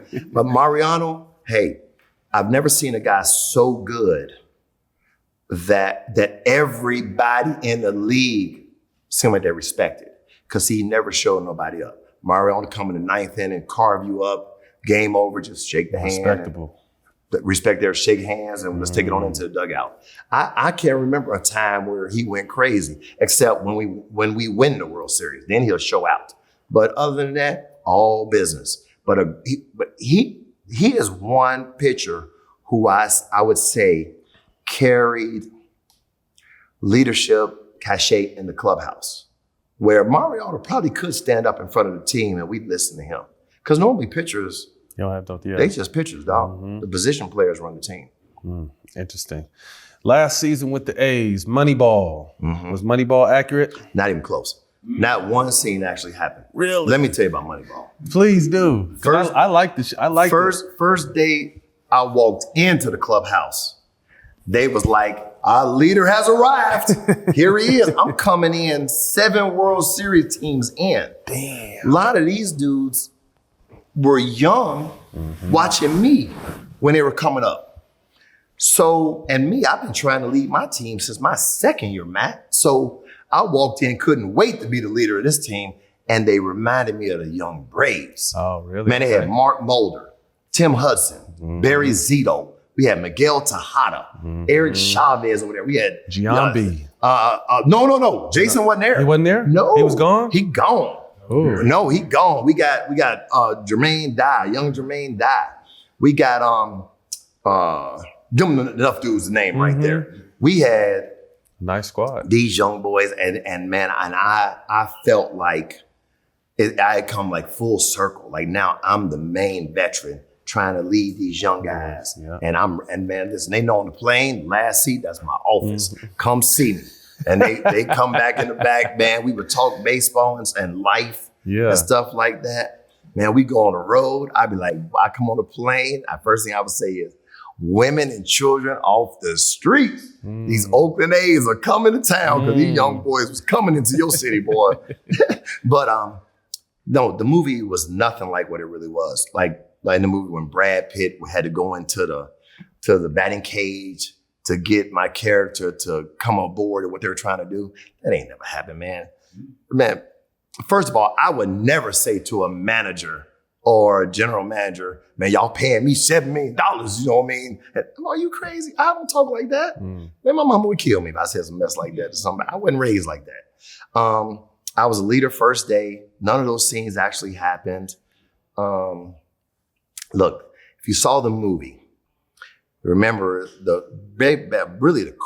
huge crux of the story was Billy Beane with his daughter. She's a musician. I don't know if you all saw Moneyball, right? And their relationship. And remember at the end, even at the end, the movie ends with him being in his car, listening to her song. And then they kind of let you know he decided not to go to Boston. He gonna stay in Oakland. Kind of paint the picture, I'm gonna stay with my daughter. I'm gonna stay over here. We went to the premiere and I see Billy. And I was literally, Billy hired me the next year as his assistant. Billy and I were like this, my last year in the big leagues, because he saw what I meant to the team, and he knew I'd be the right person to talk to about gauging the team. And I'm at the premiere, and I'm like, Billy, how you not tell me your daughter can sing and play an instrument like this? He goes, DJ, my daughter don't sing or play an instrument. Made all that shit up, huh? If you sing Moneyball. That was a big part of the movie, though, too. That's crazy. My daughter doesn't sing or play an instrument. So, having said all that, Hollywood. Moneyball was Hollywooded up. Yeah. My character was made to be kind of like a standoffish type of guy. You know what I mean? I had teammates that saw it, that was calling, hitting me up. DJ, man, we salty, man, how they played you, bro. We salty because everybody, I'm telling you right now, you talk to every dude I ever played with, every team I ever played on, they gonna tell you. They fuck with I you. ride hard for my teammates and my team. I'm a great teammate. I ain't nothing like the way they portrayed me. They missed. Unfortunate. All right, quick hitters. Finish up here. First thing to come to mind, let us know. Give me a major league player you couldn't stand but you have respect for. I couldn't stand you. I ain't got respect for you. Okay. I can't, there was never a player that I couldn't stand. Smartest pitcher you ever faced? That I ever faced, I would say Pedro Martinez. Pedro Martinez was a monster, man. 5'9", 165 pounds. Wet. On the mound like he's 6'6", 245. Bro, he had fastball, changeup, curve. It was like he was in my brain. I think I can only remember one. I told Pedro, man, you should have included me in your Hall of Fame speech because I helped you get there. You know what I mean? There was only one time I think I got a hit off him where I second guessed myself, and he threw the pitch that I second guessed myself. It's like he was always knew what you were looking for, and all of his pitches were quality, A+ quality. Pedro Martinez for sure. Best pitch you've seen in your career by any pitcher who had just an incredible cutter, slider, fastball? Okay, so Mariano Rivera's cutter is, second to none. We all know it's coming. You know it's coming. Can't do shit with but it. you can't do nothing with it. It's just all in you. It's all up on you, man. You just can't fool with it. Mariano for sure. And Greg Maddux. Greg Maddux had a two-seam fastball I've just never seen. He could throw it at the left-hander. Like the left-handed hitter, it's like it's gonna hit you. And that thing just, come back. I don't know how he did it, man. Yep, those two. Worst ballpark you ever played in? Montreal. Oh, nasty. And Philly, the old vet, Okay. Montreal and Philly. Craziest clubhouse story you could share? Craziest clubhouse story I can share. I got one, but I'm just trying to think how to tell it. We had an incident one time where one wife and one girlfriend got into it. And the one wife brought her girl to fight the other girl. And it went down. Did it? In the family. In the family room? Yes. Oh, that's sacred. And one of the players was, serve that. Yeah, we got real thuggish, ruggish bone that day. Yeah, that one right there. Can you give us the team? You don't have to give us no names. Braves. Oof. We had that one. That would probably be the one. That's tough. That was the craziest. Bench clearing brawl. Who were 3 players you want on your side? If we charge them out with Cleveland, I want Kevin Mitchell.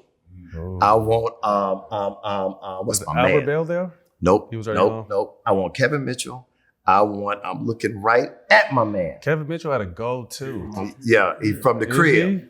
I want 3 Mitches, but if I can only take 1 Mitch, I'll take Mitch. I'll take Mark Whitten. Yeah. Mark Whitten. And I'll take Deion. I'll take Primetime. Okay. Yeah. I ain't mad at that. Yeah. Those would be my 3. Primetime, Mark Whitten, and Kevin Mitchell. Kevin Mitchell. The GOAT, in your opinion? Well, in my era, the best hitters, no doubt, Barry. Barry Bonds, for sure. And if you say it wasn't him, you just wasn't watching. So Barry is the GOAT as a hitter. The pitcher, the GOAT as a pitcher, Hell, man, I'm gonna say a 3-way tie. Pedro Martinez, Greg Maddux, and I'll even put Roger Clemens there too. You think Barry will ever get in the Hall of Fame? Barry gonna have to be 6 feet under to get in the Hall of Fame, just like they did Pete Rose. Dirty game. You're gonna have to be. Him and Clemens are gonna have to be underground before they get in. How good was Ken Griffey Jr.? Man, that's my homie, man. You know, we all from Cincinnati. Ken Griffey Jr. was special. If he had not gotten hurt, he would have been one of them 700, maybe 800. I mean, Ken Griffey Jr. roamed center field, man. Was fast, had a cannon for an arm. He could steal a bag.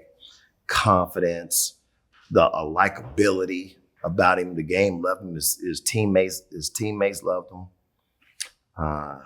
Ken Griffey Jr. was a joy to watch, man. He was always fun to watch. And because we homies, man, I'm 3 years older than him. We both from Cincinnati.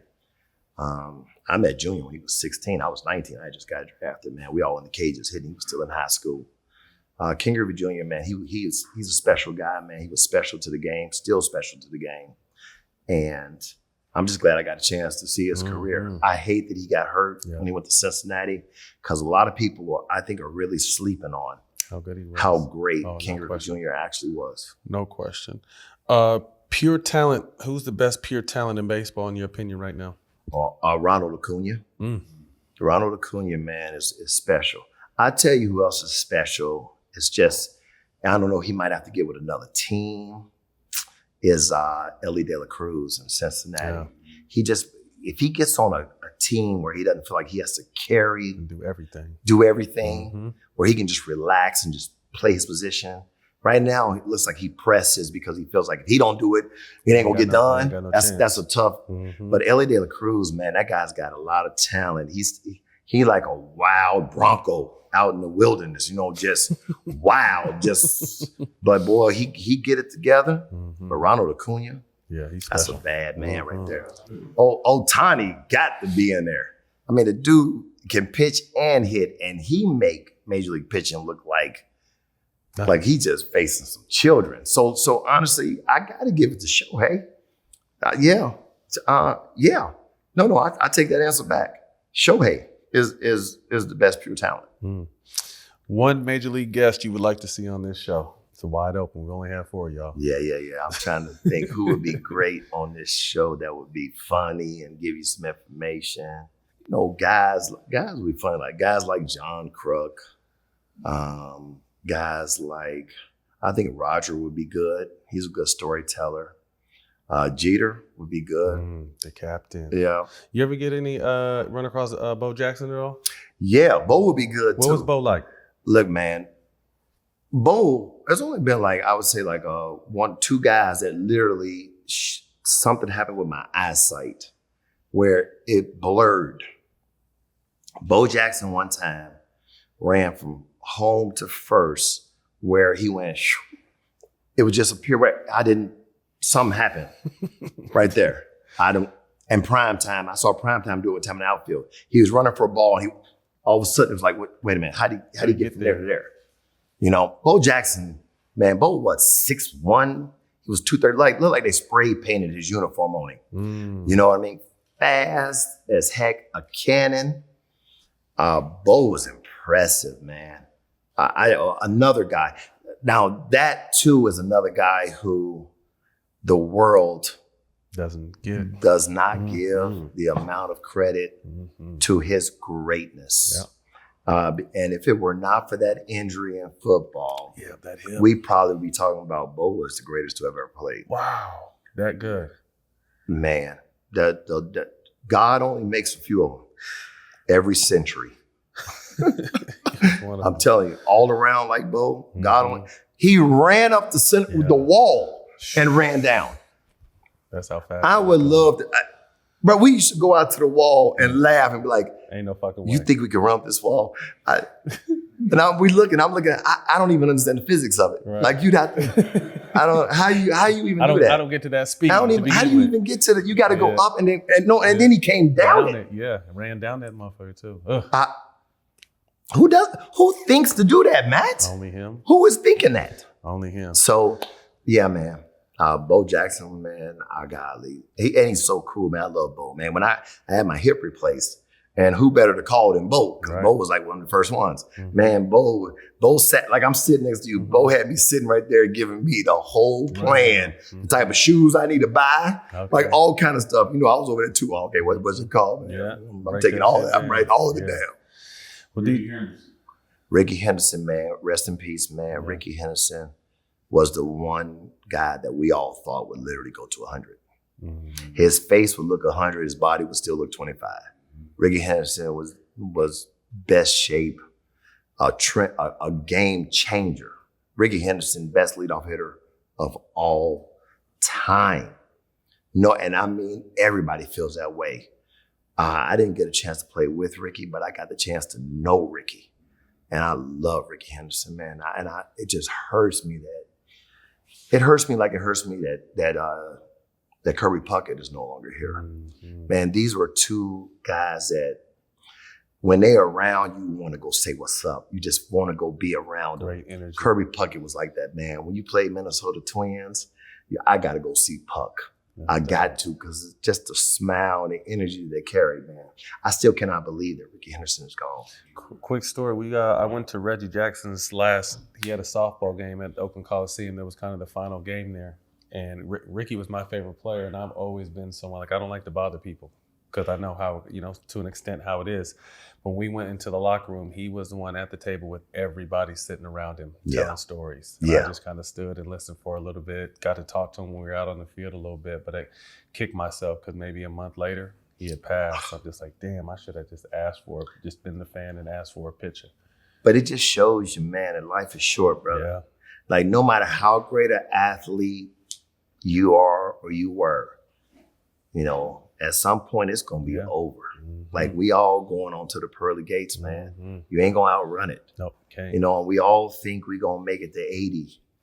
And then when you see Ricky get up out of here at 65, man, I'll be 60 next year. Mm. That's like five years from now. Crazy. Imagine you only got 5 more left. Couldn't. I mean, that's a hell of a perspective to really marinate on, bro. Yeah. And when you get to be this age, Matt, I'm telling you, you really realize, that you got way more days behind you than in front of you.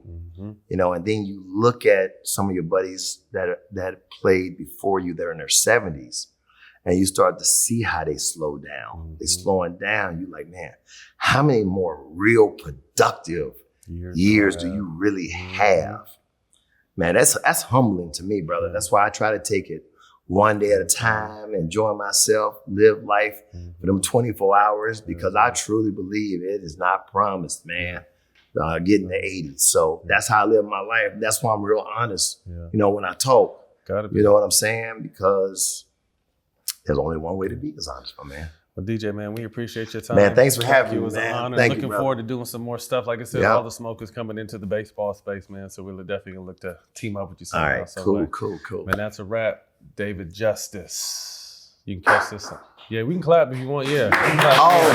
Stop it, guys. Stop it. We can clap. Stop it. You can catch us on all the Smokes Productions YouTube and the DraftKings Network. We'll see y'all next week.